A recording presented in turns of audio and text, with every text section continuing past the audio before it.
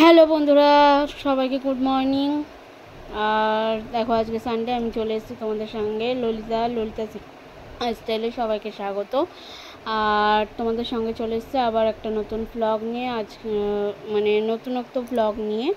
তো চলো, সবই কি করছি না করছি সবই তোমাদের সঙ্গে শেয়ার করব।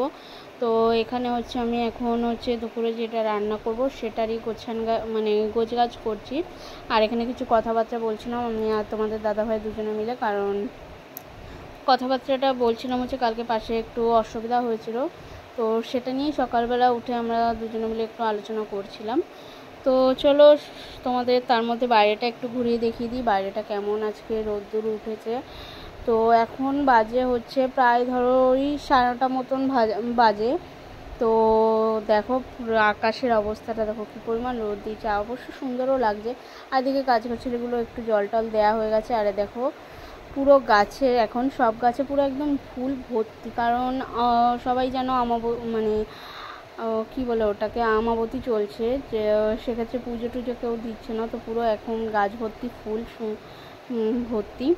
তো এখানে সকালের রান্নাটা করে নিচ্ছি, আমার হয়ে গেছে। তার মধ্যে তোমাদের দাদাভাইকে বললাম একটা ডিম ছিল ঘরে, সেটাকে ভেজে দিতে, কারণ খেতে দেবো তোমাদের দাদাভাইকে। আর দেখো তোমাদের দাদাভাই ডিম ভাজছে, দেখো কতটা দূর থেকে ডিমটাকে ছেড়েছে কড়াইয়ের মধ্যে, মনে হচ্ছে ভয়। ওই ডিমটা দিলে যে তেলটা ছিটকে আসে না, ওটাতে ওর খুব ভয় লাগে, কারণ ও তো সেরকম একটা রান্নাবান্না করে না, তো সেক্ষেত্রে ও সেরকম পারেও না, সেই জন্য। তো চলো, এখানে ডিম ভাজা হয়ে গেছে। আর এখানে দেখো আমি ভাতের হাঁড়ি নিয়ে চলে এসেছি। আর আজকে সকালে খাবার তোমার এই ফেনা ভাত, একদম গোবিন্দভোগ চাল দিয়ে গরম গরম ফেনা ভাত, তার মধ্যে একটু আলু সিদ্ধ আছে, আবার লঙ্কা সিদ্ধও দিয়ে দিয়েছি। ভাতের মধ্যে একবারে লবণ টবণ দিয়ে দিয়েছি, এক্সট্রা করে তোমাকে আর কিছু নিতে হবে না।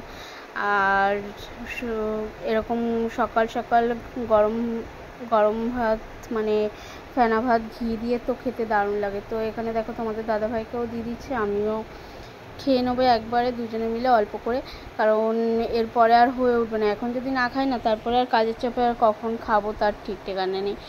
আর তোমার যে সকালের যে কাজবাজ থাকে সেগুলো তো 9টার মধ্যে আমার সারা হয়ে গেছিলো। আর বিশেষ করে কাঁচাটা তোমার আগের দিন রাত্রে সেরে রেখেছিলাম। তোমাদের ওখানে 8টার সময় জল দেয় কিনা তোমরা অবশ্যই আমাকে একটু কমেন্টে জানাবে। আমাদের এখানে তো আর রাত্রে 8টার সময় জল দেয়, তো সেই জলেই রাত্রে কাঁচাটা সেরে রেখেছিলাম বলে সকালে উঠে একটু সকালটা লেট করে উঠেছিলাম। তো বন্ধুরা চলো, দেখো সকালে খাওয়া দাওয়া হয়ে গেছে। আর এখানে তোমাদের দাদাভাই দেখো বাজারে চলে এসছে বাজার করার জন্য। ও দেখো বাজারে ঢুকেই ও ফার্স্ট চলে এসছে মাংস দোকানে, কারণ আজকে সানডে, ওকে তো মাংস খেতেই হবে, তাই না? সানডে হলেই মাংসর জন্য মাংস খেতেই হয় ওকে।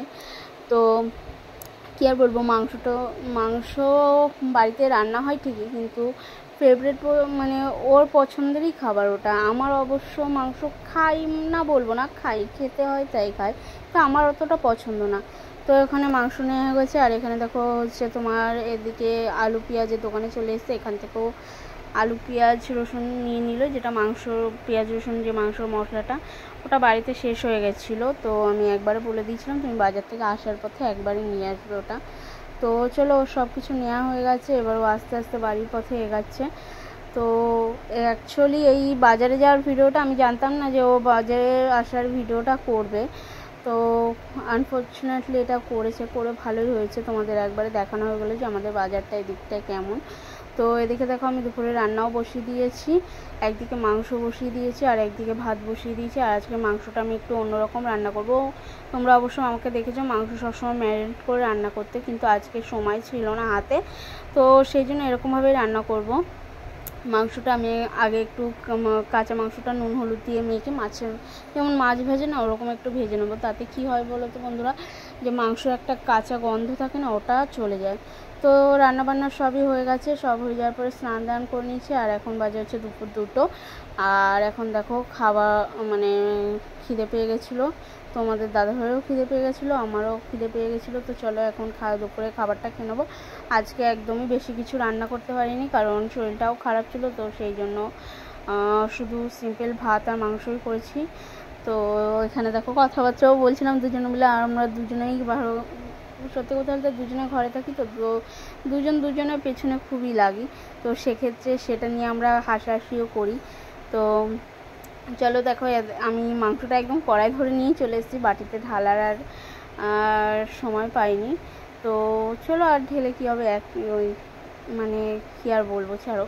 তো এখানে ভাতটা বেড়ে নিচ্ছি, আর মাংসটা আজকে আমি একটু ঝোলঝুলি রান্না করেছি, কারণ মানে শুধু মাংস দিয়ে তো খাবে তোমাদের দাদাভাই, তো সেই জন্য ঝোলঝুলি রান্না করেছি। আর তোমরা অবশ্য দেখেছো আমি মাংস কষা রান্না করি, তো আজকে আর সেটা করিনি, আজকে ঝোলঝুলি করেছি। তো চলো এখানে তোমাদের দাদাভাইকে খেতে দিয়ে দেবো, আমিও খেয়ে নেবো। খাওয়া দাওয়ার পরে একটু রেস্ট নিয়ে নেবো, তারপরে বিকালবেলা যা কাজ বাজ সারবো। তো বন্ধুরা, আমার ভিডিওগুলো তোমাদের ভালো লাগলে অবশ্যই আমাকে কমেন্টে জানাবে, আর কে কোথা থেকে দেখছো ভিডিওগুলো অবশ্যই কিন্তু সেগুলো আমাকে জানাবে, নাহলে তোমাদের আমি ধন্যবাদ দিতে পারবো না। তো দুপুরবেলা খাওয়া দাওয়ার পরে একটু রেস্ট নিয়ে দেখো বিকালবেলা হচ্ছে তোমার সারা সপ্তাহের যে ফেসবুক পেজে যে ফানি রিলগুলো করি তোমাদের দাদাভাই আর আমি, সেগুলো সারা সপ্তাহটা একবারে রেডি করে রেখে দিয়েছি। আর এখন দেখো সন্ধ্যাবেলা একটু খিদে পেয়েছিলো বলে তাই এখন বেরিয়ে পড়েছি ফুচকা খাওয়ার জন্য। আর এটা যারা মধ্যমগ্রাম থাকো তারা অবশ্যই চিনবে যে কৃষ্ণলা স্কুলের মাঠের অপোজিট সাইডে যে কাকুটা বসে, সত্যি কথা বলতে উনি ফুচকা এত দারুণ করে যে আমরা আদারওয়াইজ কোনো জায়গা থেকেই ফুচকা খাই না, ফুচকা খাওয়ার দরকার পড়লে আমরা এই কাকুর কাছেই আসি, ঠিক আছে। আর সত্যি, আর কাকুর খুব সুন্দরই ফুচকা, আমাকে একদম ঝালঝাল করে।